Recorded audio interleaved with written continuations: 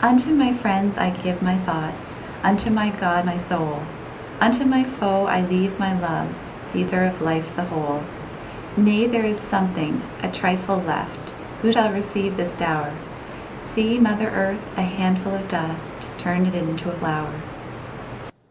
Inspired words from a local author whose poetry and words was once read in schoolrooms across Ontario, in daily newspapers, on the floor of the House of Commons, and across the national literary scene.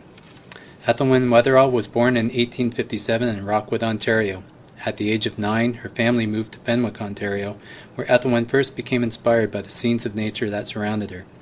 She lived a far from typical life of a woman born in the 19th century. Well educated through boarding schools and Pickering College, Ethelwyn's first job was as a typesetter for the local newspaper, the Welland Tribune, in the early 1870s. This was the first of many positions typically done by men that she held in the literary world. Following this experience, Ethelwyn became a professional journalist for such publications as the London Advertiser, the monthly serial Wives and Daughters, the Ladies' Home Journal, and the Toronto Globe. From the mid-1880s until the 1890s, she wrote a regular women's column for the Globe under the pseudonym Belle Thistlethwaite. Ethelwyn addressed a number of issues pertaining to the sphere of women, and often with a very liberal mind. On wearing corsets, she entitled her work, "Beautiful at 60, the Price Women Pay for a Deformed Waist." When addressing rearing obedient children, she wrote, "But children must be taught to obey. Yes, a loving obedience, not a fearing and hating one. There is nothing more brutal than brute strength." And in 1888, Ethelwyn summed up her stance on women's suffrage as follows: "The ability to perceive accurately, to think clearly, to decide wisely, has of late years been largely developed in women. As a consequence, she desires the right to vote, not be it understood as a privilege, but as a right. From the discovery that she is a thinking, reasoning being, it is but a step to the knowledge of her rights and duties as a citizen, and to her perception of the fact that those who are equally bound to submit to laws should have an equal voice in the construction of those laws." The success of these articles earned Ethelwyn the responsibility of women's editor for the Globe, and later she was among the editorial staff of the Advertiser in London, Ontario. Journalism was not her only success in writing. Ethelwyn Wetherald was also an accomplished poet. In fact, she was writing poetry long before her career in journalism. As a 17-year-old, she earned $12 for her poem, "The Willow Wand," that was published in the St. Nicholas magazine. She did not stop writing poetry until her death in 1940. From 1895 to 1931, she published 6 anthologies of poetry.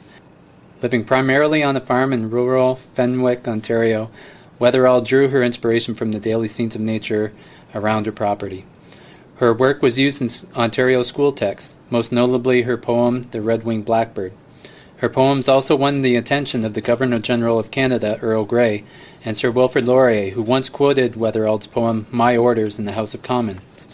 My orders are to fight, then if I bleed or fail, or strongly win, what matters it?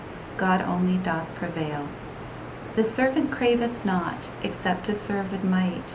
I was not told to win or lose, my orders are to fight.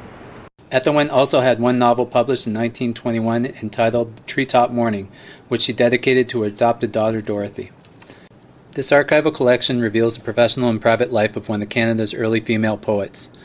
Among her records are a workbook with various drafts of poems and an uncompleted play, scrapbooks of her articles in the Toronto Globe and other works, a book of poetry with marginalia noting where the poems were published and the amount of money earned, photographs, diaries, correspondence to and from friends and colleagues in the literary world, including contemporaries such as Duncan Campbell Scott, Bliss Carman, Louis Blake Duff, Earl Grey, the Governor-General of Canada, Wilfred Campbell, and Wilson MacDonald, who noted in 1939, "Canada, to my mind, has only 4 women poets, Ethelwyn Wetherald, Isabella Crawford, Marjorie Pickthall, and Pauline Johnson."